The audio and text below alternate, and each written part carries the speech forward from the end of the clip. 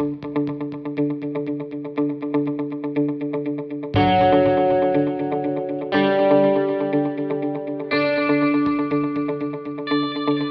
to the Elite Performance Podcast. Today's guest is Sean Casey. Sean is the co-owner of Dietetic Advantage, a supplemental company that strives to create and produce high-quality, clean products that the consumer can count on for the actual ingredients being in the product themselves, and the ingredients are well backed by research. Sean is not only a well-versed in the nutritional world as a registered dietitian and sports nutritionist. He has also had a lot of experience as a sports performance coach, working at formerly Athletic Republic, which is now Exos, as well as the Wisconsin Badgers, and many other stops along the way. Sean is a wealth of knowledge when it comes to nutrition in the supplemental world, and as you'll see today in this interview, he just goes on about research after research on different nutritional supplemental products. And it's just a wonderful podcast that Sean shares with us. And I'm sure you will gain a lot from this conversation. So without further ado, let's go talk to Sean. That's funny. Perfect. All right, here we go. Welcome back to the Elite Performance Podcast, episode 9 with Sean Casey. Sean, how are you doing today? I'm doing very well. Yourself? Excellent. Thanks for asking. Hey, real quick, tell us a little bit about your background and what you're doing today. All right. So my background is I'm currently working as a physical preparation coach. I'm co-own a nutritional supplement company called Dietetic Advantage with Brian Puccio. But kind of my background is I went to University of Wisconsin-Madison. While there, I picked up a degree in exercise physiology and a second degree in nutritional science dietetics. While there, I completed some internships with Athletes Performance, which has renamed themselves as Exos, as well as IMG Academies. And afterwards, I worked a little bit for Athletes Performance, and then branched off into doing training and nutrition for people, for athletes, privately, and then had the opportunity to work with you for a little while and kind of learn new things that way. And currently, I'm working with the Dietetic Advantage Nutritional Supplement Company. I'm working through my personal business, Case Performance. And then up in the Madison area here, I work at a sport performance facility through UW Health. Awesome. So let's talk about Dietetic Advantage. So you and Brian Puccio started this own supplemental nutritional company. Talk about why you decided to do that and kind of the process into getting started, because I can't imagine that's an easy process to get into the supplemental world, knowing some of the big players and some of the backbone of the nutritional supplemental world is not always the prettiest or cleanest, and I feel like it'd be tough for a small business to get involved. But tell us why you started in that path. So originally why we started it off was the fact, so Brian Puccio works, he's run a small independent brick and mortar nutritional supplement store, and we've done a lot of work together. And for a while, a lot of the supplements that we were doing, we were just struggling to find supplements that had everything in them in doses that have been proven in research to be effective, to exert effect. So we were doing, and I was doing this with a lot of athletes, what I call the Frankensteining approach. I was taking, let's say, be it a post-workout or a meal supplement or whatever I was doing, and I was having them buy 4 or 5 different supplements and taking a scoop of this, a scoop of this, a scoop of this, and a scoop of that, and mixing it together as their post-workout shake or as, whatever their goal was. And let's be honest, people are in a rush mode all the time. They don't want to worry about hassle of, taking little doses of everything. They want something quick that's already all put together. Myself, I kind of enjoyed the whole Frankensteining process, but I realized I'm much more of an exception on that level. So that's kind of what it was born out of, is we saw a niche for having supplements that, not only had scientifically proven efficacious doses of various ingredients, but also didn't have a lot of fillers in them and a lot of, our goal was to make a very clean product. So with the natural colors, natural flavors and ingredients on that level. So that was kind of our big thing, and also having products where, be it a weight gainer, where a lot of your weight gainers are just, boatloads of maltodextrin or a lot of sugars, if I'm trying to put on weight, I want to make sure that's, a healthy weight, just not boatloads of calories. So, having things that don't have added sugars in them as well is another big thing that we kind of really push forward with our supplement line. In terms of the creation process, it's definitely hard. I remember when the movie came out, I think it was like Bigger, Stronger, Faster, if I remember right, and they talked about like the guys making them in the bathtubs, and the FDA is a little bit more stringent. You can't quite make them in the bathtub, so that is always harder on that side. So I was very fortunate where Brian Puccio, with his background in the nutritional supplement industry, knew the business side. So he's been a great asset on that level, as well as kind of helping with the formulations. And so the big thing we wanted to focus on was making sure that all of our labs had the most stringent of requirements. Because even though your lab is FDA approved, for me, there's a lot of supplements that still come out of FDA approved labs, which are, from a quality assurance, I believe they're subpar. So we made sure that our labs also had their NPA certification. The NPA is the Natural Product Association, which has some of the most stringent quality assurance things on that level. And the labs also have their NSF certification, the labs that manufacture our products. And that was important for us. Obviously, with my background, I work with a lot of athletes, some who are tested, or a fair amount who are still tested, where, that can ruin someone's career and livelihood if all of a sudden something appears in their supplement, which is a banned substance. So, like I said, we put a lot of emphasis on making sure the quality assurance was there. And, when you start narrowing down the labs, it's by the qualifications they have. It, kind of makes the process harder on one level, but easier on much level, because you can have that quality assurance. You can be confident in your products that what's contained in them is only what's, on the labels. Yeah. So let's talk about that real quick. So the supplemental industry as a whole can oftentimes get a bad rep because companies will underdose. They'll put together proprietary blends and they won't have in there what they kind of claim to have. Or they'll have in, like you said, different fillers that sometimes we've seen it in the past. Athletes have tested positive because of a supplement that had things in there that weren't supposed to be in there. So what are some of the standards that the supplemental industry has to go through? Say you said the FDA, to make sure that it's quality. So the big thing from the quality is, make sure there's some sort of third-party testing involved on that side. There's various organizations. I know, for instance, like your NFL, you can't give things out, though, so that aren't from an NFL organization. Everything has to be NSF certified. But, there's different places that, can test different products. So I always look for it to make sure, if I'm looking at a supplement, there's, some sort of third-party testing.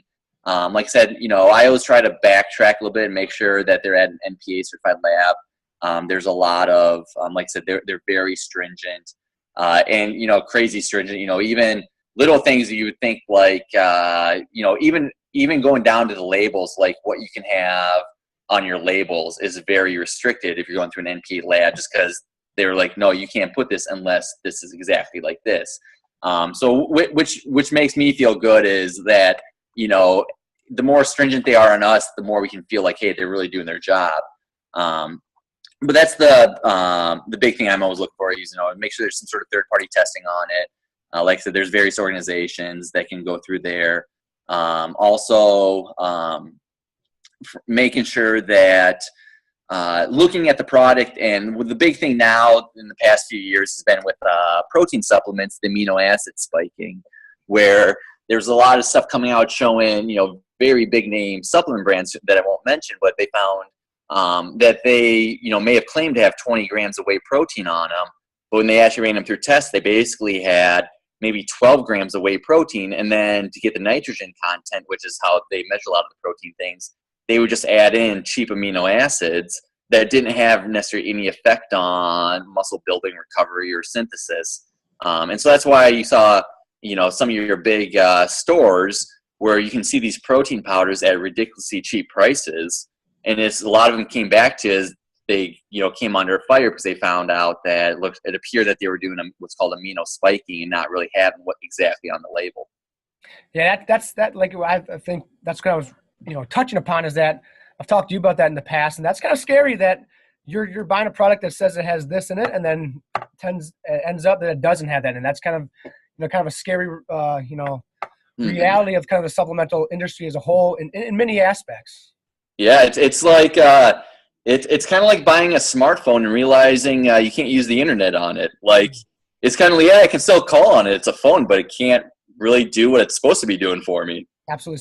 So if you're looking for an NPA or NSF kind of lab or certification, are those on the labels in most cases, or how do you find out that where you're buying from has those labels on them or those certifications? Or those so the big thing, some of your products, if they do a third-party testing with the NSF or like Informed Choice, you can put that in the labels. If you're looking to see if the labs are NSF, if they're NSF certified labs from a quality assurance standpoint, or like an NPA labs, most of those, they will not be on the label or necessarily on the website. I encourage people to directly contact, the various organizations, and just see if, because in most of those places, they have a customer service line. And so I always encourage people, if you have a question, directly contact the manufacturer, be it their, email submit form, or, most of them have a customer service line that you can call. So like I say, it's harder to see what the labs are on that level. But if you contact most labs, and, we're really proud of what our labs have. If somebody calls us, we're telling them right away, hey, our lab has their NPA certifications. They have this certification, that's something we want to show off when people call. So, I always tell people, if you call someplace and it's like really hard to get information out of them, it may be, slightly more sketchy on that standpoint. Yeah, absolutely. So give us kind of your 3 most popular products at Dietech Advantage. Our most popular ones right now, we do have an energy support one called Go-To, which is, as I always tell people, it tastes like Kool-Aid if Kool-Aid actually tasted like real fruit. So that's how I always tell people, and that's just more of a general energy on that level. And the big thing we do there, we have the caffeine in it. That's kind of equivalent to maybe a couple cups of coffee. We have 100% daily value for all the B vitamins. But the one thing that I really like is there is an ingredient called theanine, which is a naturally occurring amino acid. It's found in tea leaves. And there's a lot of neat research showing it to actually amplify some of the cognitive effects of creatine, or not creatine, but of caffeine from numeric recall and different, cognitive tests on that level. And the thing that I really like about it is, some people get really jittery from caffeine, where the theanine kind of helps balance that out, so you don't get necessarily the crash afterwards and you don't get that jittery feeling. So that's done well for us. Then our other ones are probably our most popular one from a taste standpoint is our post-workout. We have a post-workout recovery protein product called Rec 4. It tastes like orange sherbet. It's like a push pop orange, super tasty. And I hope I don't come off sounding too much like a salesman here. I try my best on that level, but no, it tastes good there. But the things I like about it is we have 20 grams of whey protein. We've had that third party tested to show that, there's 20 grams in there. It's not like you have to be concerned about amino acid spiking. And there we do add maltodextrin. The thing I do like about maltodextrin, when I use it, it's only post-workout. There's been a lot of discussion in terms of like fast carbs and fast proteins post-workout. Do you need them? Anecdotally, I realize the research is a little bit mixed.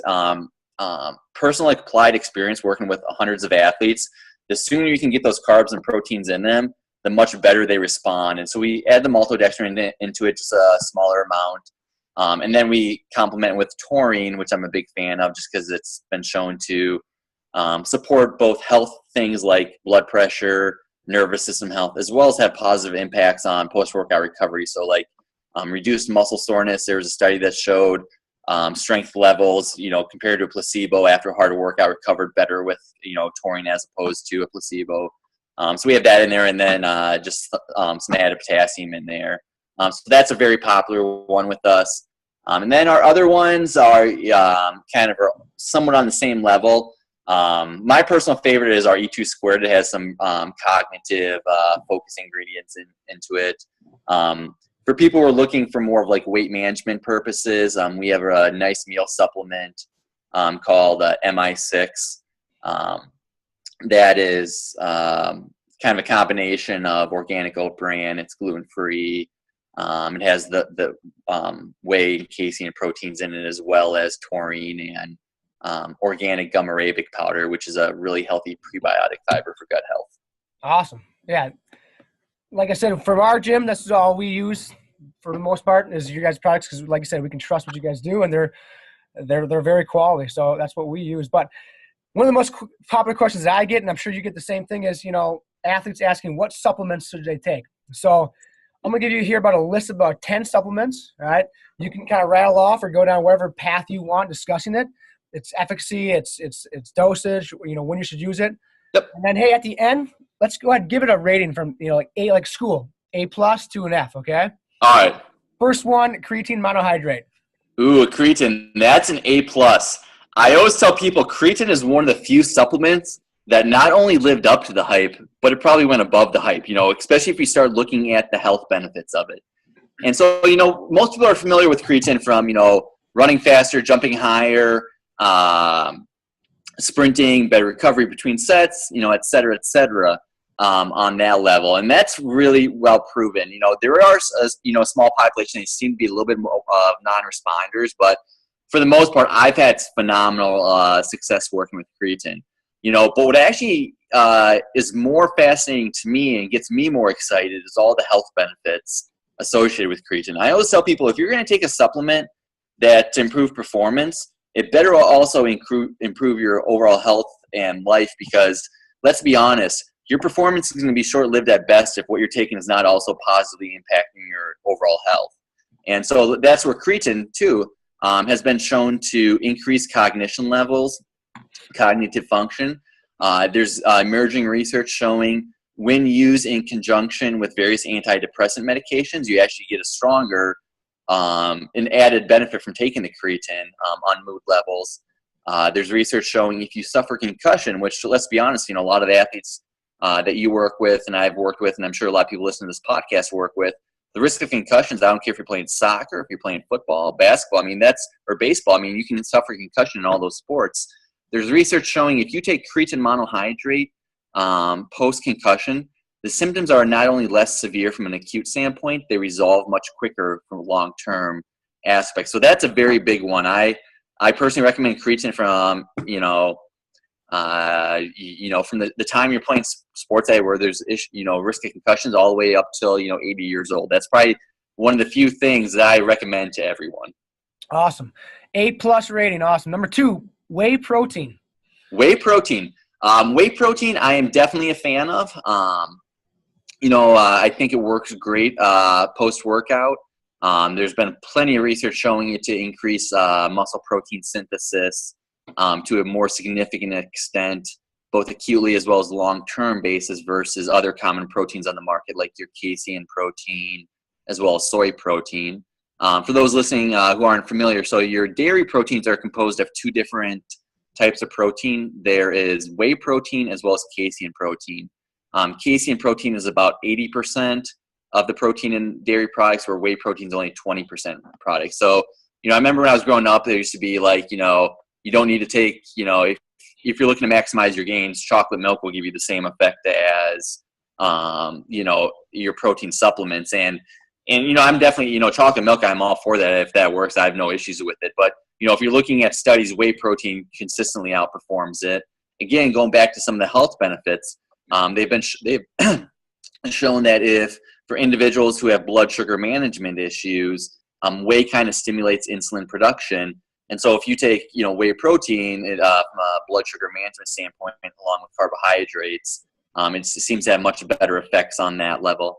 There was a study that came out, I want to say last year, showing it would have been, I could be wrong, but I want to say it was roughly like July of 2015, showing it to whey protein actually to decrease blood pressure on that level. So a lot of cool things with that. One thing, going back up to creatine, I totally forgot to mention, there's been studies with creatine showing it to improve blood sugar management as well on that level. I forgot to mention with creatine. Number 3 here, fish oil. Fish oil. I am definitely a fan of fish oil on that side. The tricky thing, and I always tell you, I have somewhat of a love-hate relationship with fish oil. not fish oil itself, because the omega-3s in it are definitely pretty healthy on that level. The thing I always so I like that aspect, and I think there's good research on there. The issue is, though, there's a lot of supplement companies where it's been published in research studies where the oil in them has already went rancid, or in other words, it's already started to break down and it's went kind of bad. And so if you're starting to kind of looking for these health benefits, if you're putting in bad building blocks, you're not going to get those effects from it. But the one thing I always tell people, so with fish oil, is taking fish oil on its own is not going to be a game changer really for you. It's about the overall diet process overall. So you have your omega-3 fats, you have your omega-6 fats. Those are both, if you look at, so if you look at like a nutrition label or a food label, you'll see like monounsaturated fats, saturated fats, polyunsaturated fats. Your fish oils, your omega-3s, which you're kind of looking at for fish oils, and your omega-6s are the polyunsaturated.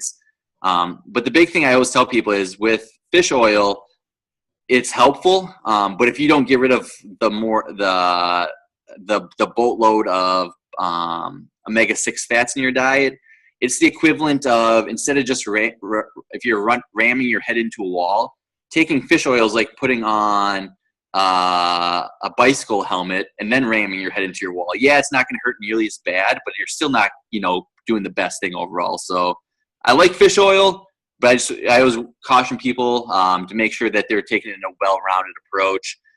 From a supplement standpoint, if you're looking for fish oil, I always tell people, try to get 1 to 2 grams of what's called EPA and DHA, which is kind of like the active ingredients in fish oil. So when looking at the food labels, make sure you get 1 to 2 grams of EPA, DHA. Is that what you're talking about? Yep. If you're looking at the nutrition or the supplement fact panels on a given fish oil, and so that could be, so a lot of things may have like 500 milligrams per serving, which is fine. Just make sure that you're taking double serving of it or along that level. Perfect. Number 4, beetroot juice. Beetroot juice. That's, pretty fascinating product. That's been a newer one to the market, I would say, in the last 4 or 5 years from a supplemental standpoint. And really there's a lot of different things in beetroots that have been shown to kind of enhance physical performance. But the big thing that is probably the most well-known from it is it's a higher concentration of nitrates. Nitrates are kind of precursors to nitric oxide, which I know for a while kind of the big supplements were like your NO explode type, supplements with arginine and things like that, which really had no effect, in my opinion, on actual nitric oxide production. But the nitrates seem to be pretty effective on there. The research is a little bit mixed, but overall, I think that's a nice one to add. I would call that like more of like a secondary type tier. Like, your first tier is going to be your creatine. It's going to be probably your whey protein or some sort of high quality protein. I would call like a beetroot juice. If you have money after you take care of make sure you have a good diet. That's a second tier, but there's definitely a lot of neat benefits from there. It seems, again, it's mixed in the research, but it looks roughly, if you have roughly say a 500 milligram concentration of nitrates within the juice, it seems, definitely have its benefits. Overall, it's been shown to help with, getting blood pressure just because you get better vasodilation. Nitrates are also something, so like your dark leafy greens, if somebody's looking for kind of like a whole food approach, you can get a lot of your nitrates from dark leafy greens as well. But like I said, beetroot juice is a nice concentrated source of them. So for beetroot juice, are you looking at for the benefits more for a speed power athlete or an endurance athlete? There's I've seen research on both ends of it showing positive benefit with the beetroot juice on that level. I've seen with intermittent type exercise being good. There was a study, I want to say it's maybe like 2012-ish, with like the yo-yo intermittent study. For those familiar with that test, is kind of measuring capacity on that side where you run, you have to get to a given line before the beep starts, and you have to run back the other side. But there's research on there showing it to improve. I want to say like 3 to 4% on there. I've seen some stuff in cyclists showing it to have benefits. I would say the one group who probably would not get the biggest gain from it from a purely ergogenic or sport enhancing performance would be like your power lifters. that does not seem to necessarily increase maximal power production, at least in the research I've seen on that side. Awesome. Number 5, curcumin. Curcumin, that's a pretty cool supplement. It's an anti-inflammatory. It kind of works on the gene level. So if you look at most of your anti-inflammatories on the market, be your ibuprofens or things of that nature, they work on basically, if you think about a long ladder or a long reaction, or one thing leads to another, leads to another, leads to another, leads to another. So like a 10-step process. Your common anti-inflammatories work on, say, step 8 of that process. Well, curcumin works much higher up on the chain, more at like the actual production of the genes that make these proteins. And there's been definitely positive research showing it to have positive benefits for people with osteoarthritis. There's different things looking at its role in cancer. And from an athletic standpoint, I think there's definitely benefit from, if you're suffering from joint pain or things of that nature, where I think there's pretty strong research showing it to improve movement along that level if you're suffering from pain. Awesome. So for athletes, again, more benefit speed, power, endurance, or is it more kind of a recovery, reducing inflammation type thing? Yeah, I would put a little bit more on, I would say from a recovery standpoint, I think it's going to have equal benefits across both power strength athletes as well as endurance athletes.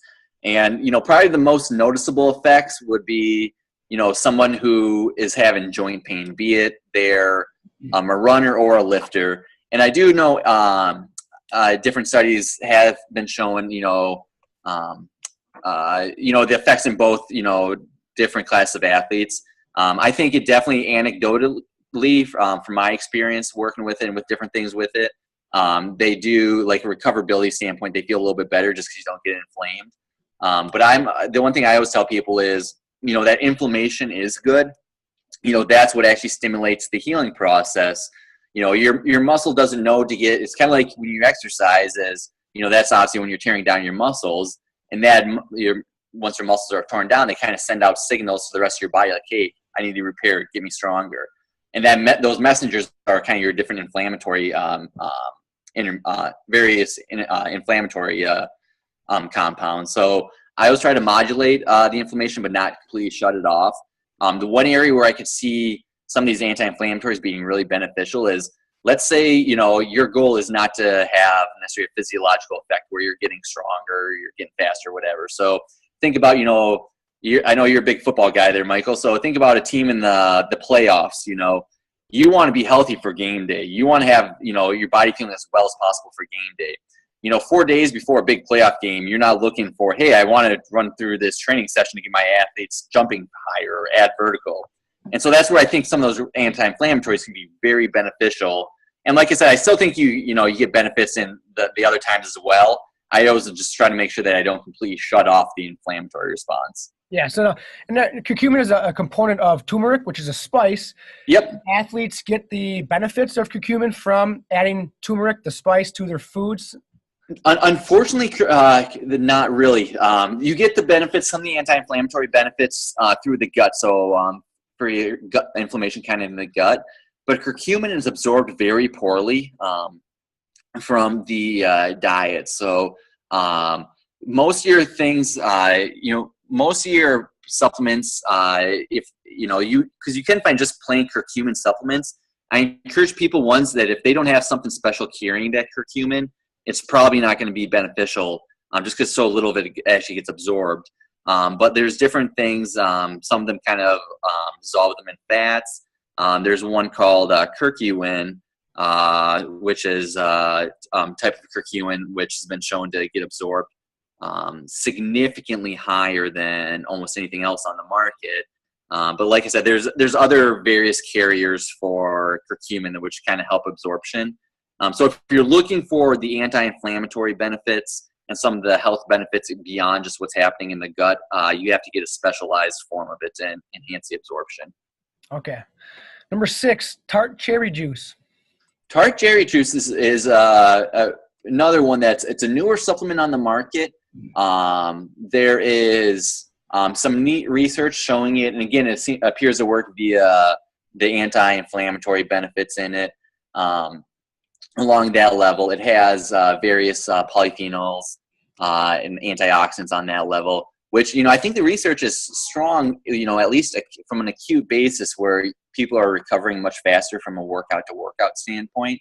And that's anecdotally, kind of with curcumin, where I see, from workout to workout, you just don't get necessarily as much muscle soreness. And I know we were discussing a little while back, some athletes who you mentioned that you were working with, where by the end of the week, they didn't feel nearly as beat up physically on that standpoint.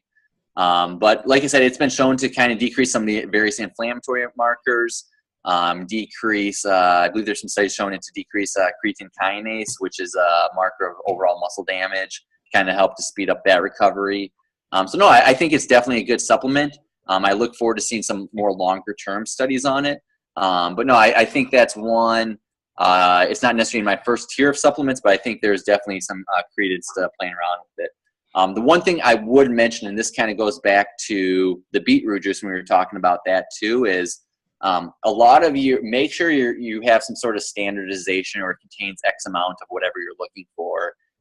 Because, beetroot juice powder, if you don't necessarily have a high concentration of the active ingredients, you're not going to get the effects you're looking for. And that's always a little bit harder to discern looking at labels. How about Tart dairy juice as a production for serotonin for sleep quality or quantity? Anything on that?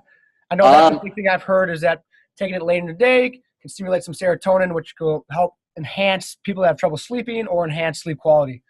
Yeah, I've heard anecdotally on that level. I've had people mention that to me too. Personally, I have not looked super in depth on the research from the serotonin level on that level.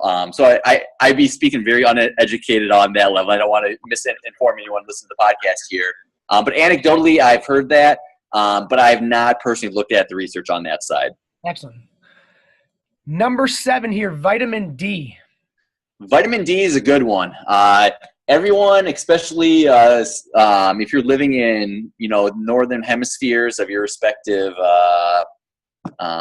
geographical locations, you're probably going to be vitamin D deficient if you're not taking it during the winter months.